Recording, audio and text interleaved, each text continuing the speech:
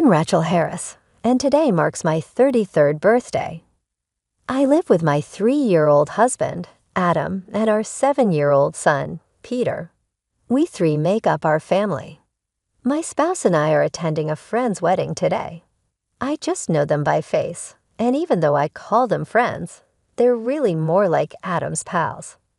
I'm in awe of how opulent the luxury hotel where the wedding is being held is. I moved aside to use the toilet as Adam met folks he recognized. "Oh, look at that defective person," was said in a nasty voice as I made my way back to the ceremony. Why are they present at all? I wondered, what? Regarding whom were they speaking to? I could hear the folks around me talking loudly enough to hurt my feelings. No one addressed me personally, but it was obviously a hurtful rumor that wasn't just that. I left because I didn't want to put up with such impolite behavior. I heard someone yell, "Hey, ugly," out of nowhere. Are you unable to hear me? I strolled on, ignoring it. It wasn't my name, and I wasn't going to let them get to me. But then I heard footsteps behind me move quickly. Someone grabbed my arm forcefully, and it hurt before I understood what was going on. "Hold on, I'm speaking with you," said a lady. I withdrew my arm and gave her a glance. She made a theatrical gesture as she staggered back. With a sidelong glance at me, another woman hurried over to assist her. "Lauren, how are you doing?" She glared at me and said, "Why are you being so harsh?" "What's going on, Who are you?" Confused, I asked. She angrily said, "Who am I? I mean, you truly don't remember me." How impolite. She raised an eyebrow in astonishment at my question. "What? What topic are you discussing? With only a high school certificate, do you really believe you have the right to act like this? I am Lauren, your sister, in case you have forgotten. Does anyone recognize that name? Our mother is shown here. Is it true that you have forgotten your own mother?" I gave it some thinking and gave a little nod. I didn't want to waste time having a meaningful conversation with someone who could have had the same name as me in the past. They were much more enraged by my reaction. 3 males rushed over at that time. "What is happening?" The yelling from over there was audible to us. "Lauren, are you not prepared yet? You're still dressed normally." "You have to get ready for the wedding," said one of them, who she named Dad. Lauren exclaimed, "This person," then pointed at me. "This dubious individual broke into our wedding. Take her out of here immediately." The 3 men had somewhat different reactions. The person she addressed as Papa gave me a wide-eyed and obviously displeased expression. With a pale face, the other man, Noah, froze in disbelief. "Why is Rachel present on this joyous day?" With a wavering voice, Noah inquired. "She must have entered unintentionally. It is really intolerable. Make a security call, please." "Hold on, take note of what you say." With a pallid face, Noah added hastily, "This individual is."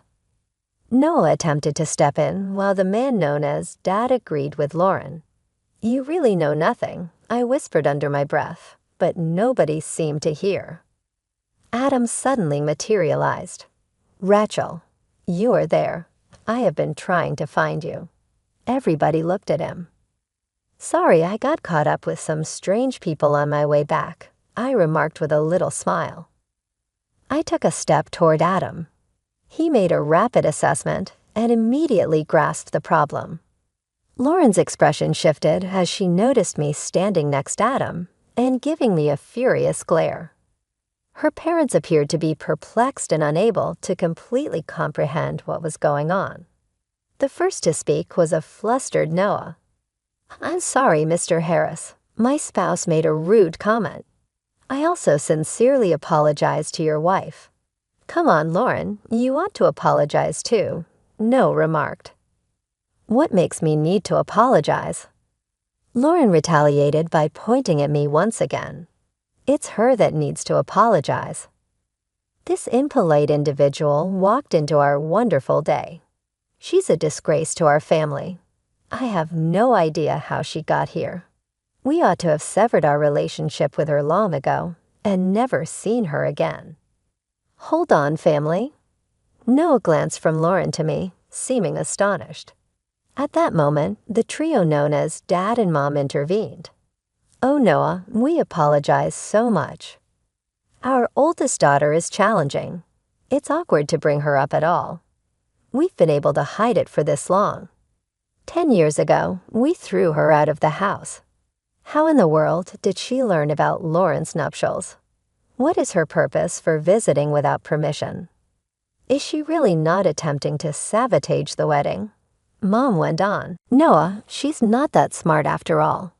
She did not get into college. She simply completed high school. After that, she was just a burden, doing part-time jobs and remaining at home. She resembled an infestation. She ought to be appreciative of our help getting her through high school. So why did she sneak into the wedding? Even though they treated me badly, I had cut ties with them a long time ago and didn't care about their insults. These people were technically my family, at least on paper, but my parents had always favored my younger sister, who was 7 years younger than me, and had ignored me for as long as I could remember. My father's family had been doctors for generations, and our home was also a clinic. My mother worked there as a nurse. To outsiders, our family probably looked like we had everything we needed, but in reality, it was a toxic home. I remember trying hard to win my parents' love when I was young, but I eventually gave up because their favoritism towards my sister made no sense to me. She was seen as attractive, and I was not. Luckily, though it might sound strange, I was smart and did well in school, so I focused on my studies, aiming to leave home as soon as I could. Back then, I felt like I was just playing the part of the defective older sister in the family. "I won't allow you to go to university. You're a defect by nature, and there's no way you could get in. Start working right after high school, become independent, and contribute financially to the house. You should be grateful we even raised someone as unattractive as you. You owe us for that. As for college expenses, we'll consider it for Lauren, but there's not a single cent for you. You'll spend your life serving us. Even if you get a job, it won't be anything important." This is what my parents told me during my senior year of high school. I actually recorded that conversation, along with many other times they verbally abused me or acted irrationally, and I still have those recordings today. My sister, Lauren, also treated me poorly, following our parents' example. She would often mock me, trying to prove she was better. "I'm going to become a doctor and take over Dad's job in the future. I'll work hard enough for both of us, since my big sister can't." Oh, that's wonderful. Yes, learn from her mistakes. And dear best Lauren, don't worry. We'll support you fully. Unlike your sister, you're truly our pride. They would have conversations like this right in front of me as if I wasn't there. It felt like watching a bad play. After high school, I worked different part-time jobs for about 4 years. I still lived at home even though they called me a burden. They wouldn't let me leave because they wanted to use me when it suited them. But secretly, I rented an apartment. Even though my family kept saying, "We won't forgive you if you do this," or "We won't allow that," I realized after turning 16 that I didn't need their permission anymore. Of course, there were challenges, like needing a guarantor for some things, but I made it work. I also intentionally reported less income for my part-time job so they couldn't demand much money from me. I started investing, slowly building up my savings. When Lauren was preparing for her high school entrance exams, she claimed she couldn't concentrate with me around, and I was kicked out of the house. My parents probably thought I'd come crawling back, but for me, it was the perfect chance to finally be independent. They must have been surprised that I, The daughter they thought was incapable never returned. But soon it didn't matter to them. For my parents, having Lauren was enough. Now 10 years have passed since then. I overheard a heated argument between Lauren and a man named Noah. Today was their wedding day, so now they're married, although my sister's name was on the invitation. I didn't think much of it at the time because I had already lost interest in this family. Why are you taking her side? I've been saying she's suspicious. Just her being here ruins the mood. Kick her out, Lauren demanded. Noah replied, I've told you several times I invited these people. People you even checked the invitations with me. Remember, they're official guests, so you should apologize for what you said earlier. Hearing this argument so close to their wedding was unsettling. Just then, my father suddenly looked surprised and said, Wait, isn't he the son of the head of Harris General Hospitals? My mother was equally surprised. Harris General Hospital, the famous one. He's the son of the head doctors, Lauren added, shocked. In the middle of their stares, he introduced himself with a smile. Nice to meet you. I'm Adam Harris, and this is my wife, Rachel. Adam's parents are well-known doctors who have managed a hospital for years, and Adam is being trained to follow in their footsteps. Hearing this, my parents were amazed.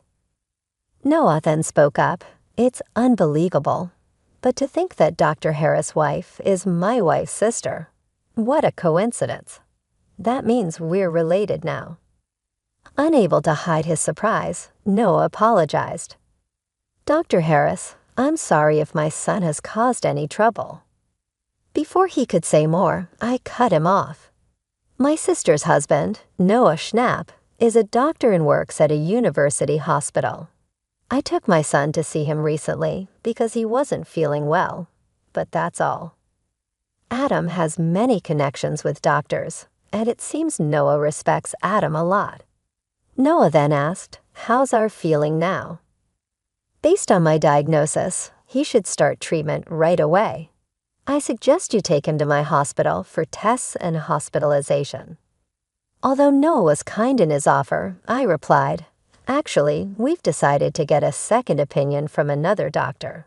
It's important to be sure. Noah looked surprised by my response. I sensed that he wanted to treat my son as a special case, but I was uncomfortable with the idea of my child being seen as just another opportunity for profit. I politely declined his offer with a smile. But suddenly, a mocking laugh echoed through the room. Why are you acting like that? Are you trying to make up for being a high school graduate by marrying a doctor? You think marrying the heir of a big hospital makes you better? You're still the same. Your education hasn't changed, and you think too simply. You actually have a child. Poor kid, with you as his mother, Lauren sneered. Hey, Lauren, please stop. We're family. Why do you keep saying such things? Noah tried to calm her down, but Lauren glared at him, standing firm in her opinion. Then Adam spoke. Rachel, are these people really your family? He asked, with doubt. No, I replied. They can't be called family anymore. A real family wouldn't suddenly scold you for no reason or refuse to feed you just because you spilled a little food. They wouldn't give me old, second-hand clothes they found in a dumpster while laughing and comparing them to the fancy clothes they gave my sister. They wouldn't throw away my school materials saying I'm too stupid to need them or ruin my textbooks by soaking them in water. I continued, a real family wouldn't strip you naked in the winter for not lending a book to your sister or lock you in a hot shed in the summer. They wouldn't sell your belongings behind your back or tell you directly that you're expected to work for them for life. People in town noticed the unfair way the clinic treated us and suspected abuse. It's no surprise no one takes their kids to their clinic anymore. It's amazing no one reported it when we were younger. Now their business is failing, and they don't even realize it's their fault. As I calmly revealed the cruel things from my past, Noah looked shocked. My parents were equally stunned when they realized I knew about the clinic's financial struggles.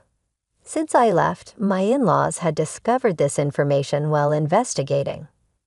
Deeply sympathizing with what I went through, Adam felt the same and had looked into my parents' clinic, possibly as a form of justice.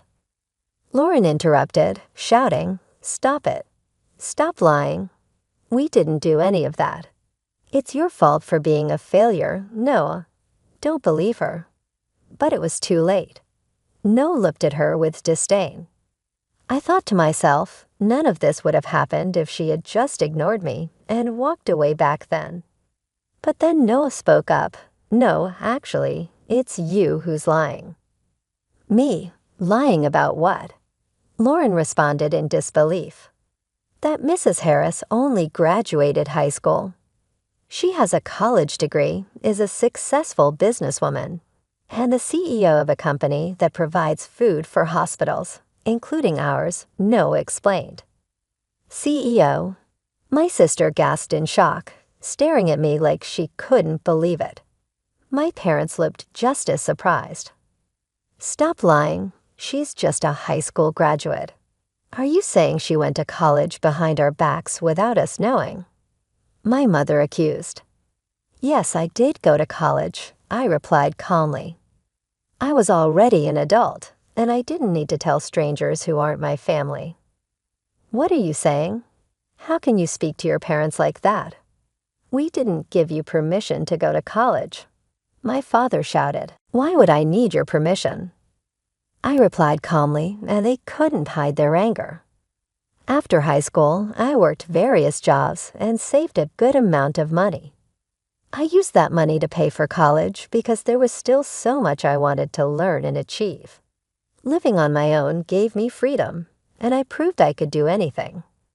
While in college, I started my own business. That's also when I met my husband. Looking back, it fills me with a lot of emotion. Meanwhile, my sister mumbled to herself, her face pale.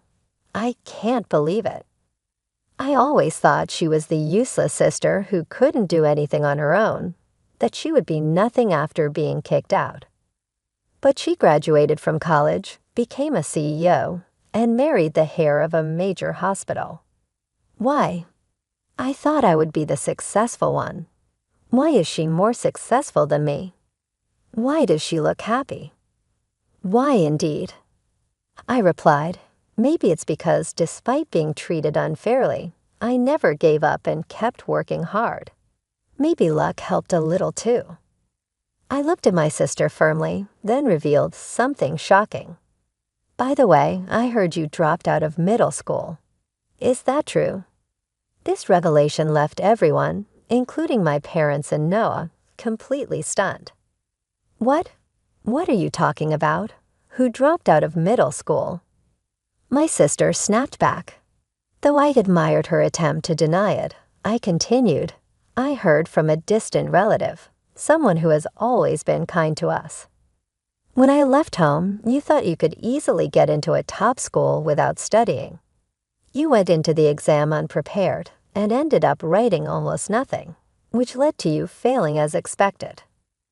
After that, you started acting out at home and shut yourself away for a long time. You only came back into society when our parents introduced Noah as a suitable husband for you." As I spoke, Noah's face grew more serious while my parents and sister turned pale. The information came from a distant cousin on my father's side, who is known for being good at gathering details. Though we only met a few times when I was a child, he looked after me and even acted as my guarantor. "You're lying." "What are you talking about?" My sister protested, trembling. But I continued, "Actually, the claim that you work in medical administration is also false, isn't it? In reality, you don't have the qualifications, and you're only doing basic tasks, not handling any real responsibilities. At least some professional ethics are being followed." "Stop it. You're lying. All of it is false," she cried out. Maybe, I replied calmly. What I heard was just a rumor. Whether you believe it or not is up to you. At that, my sister quickly turned to Noah, studying his face. He looked doubtful, confused, and clearly disappointed. Lauren, you told us you graduated from a prestigious women's university, had qualifications, and were helping with your family's hospital. Was that all a lie? Falsifying your academic background is fraud. Have you deceived me? Noah asked her directly. No, Noah, don't just believe her. You're my husband. You should trust me, she pleaded. Then name even one professor from the university you claim to have graduated from, he challenged her. Flustered, my sister struggled to respond. That's not important right now. Really? Well, let's call a professor from the department you said you attended. They're also a family friend and know us well, Noah proposed, ready to find out the truth. As he said this, Noah calmly picked up his phone. Please stop. That's not necessary, Noah, she pleaded, panicking. You trust me. That's enough. Lauren suddenly snatched Noah's phone from his hand and slammed it onto the floor. There's no need to check. Just believe me, she shouted. Fueled by anger, she stomped on the phone with her high heels over and over, completely destroying it. Her face twisted in rage, almost like a monster, shocking Noah and everyone around. My parents tried to calm her down, but her anger wouldn't subside. The scene caught the attention of other guests and staff, who gathered around concerned. The venue turned chaotic with this sudden outburst. Even though I was there, it felt like I was watching from a distance. I no longer felt any connection to my sister or my parents. My family now was just my husband and son. Shall we go home? I think we've done our part here, I said to Adam. He looked a little surprised and asked, Are we leaving already? Rachel, I smiled calmly. It's okay, let's go. Oh, and let's stop by the cake shop in this hotel and get some cake. I heard there's one that's really popular right now. Adam smiled and agreed. That sounds like a good idea. Let's pick up a cake on the way home. We laughed lightly as we departed the arena. Subsequently, I learned that Noah was named in a lawsuit for billing patients excessive amounts and providing incorrect diagnosis. After that, I was approached by my ex-parents who were having a lot of financial difficulties and wanted my assistance. They showed up at the hospital where Adam works, wanting to see us, not knowing how to get in touch with me. She's the hospital heir's daughter-in-law. She's our daughter, let's see her now. They yelled at the reception, stirring up a commotion. But it was my parents-in-law who answered, not Adam or myself. They questioned, What business do you have with our daughter? With a hard gaze. Clearly uneasy, my parents turned and hurried out of the hospital. After that, they made many attempts to get in touch, but they never gave any thought to solving their own issues. Their hospital eventually had to shut. I was largely indifferent when I learned that my parents' hospital was closing. Rather, I had a feeling of relief, as if they were at last taking responsibility for their deeds. For me, it was one of the most revitalizing experiences. I found out later that Noah and Lauren were no longer together. Their marriage had lasted just a few months, so I was taken aback.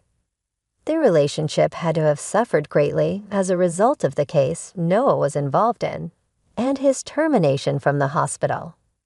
Lauren kept making poor choices, but she always seemed driven to surpass me and achieve more happiness. Her first error was assuming that having an affair with a married doctor who was older would help her advance in her career. However, the doctor's wife became involved when the affair was revealed and demanded payment. Lauren, in a desperate attempt to get assistance, went to our parents, who rejected her and called her a shame to the family. She had suffered since failing her high school admission tests, and I'm not sure what happened to her after that. She had also been living alone at home for a considerable amount of time. After working in dubious environments, she endured several challenges that negatively impacted her health and ultimately led to her homelessness. I became entirely disinterested in her after hearing these stories. My ex-parents, who are getting close to retirement, are having difficulty finding work as nurses or doctors. Due to their negative reputation, which most likely results from the way they handled me and other people in the past, no hospital will hire them. These days, they are only memories, and I don't give them any thought. Regarding my kid, I'm pleased to report that, following an evaluation at another hospital, he no longer requires hospitalization and, with the appropriate medicine, has seen significant improvement in his health. I'll keep doing all in my power to keep my family safe.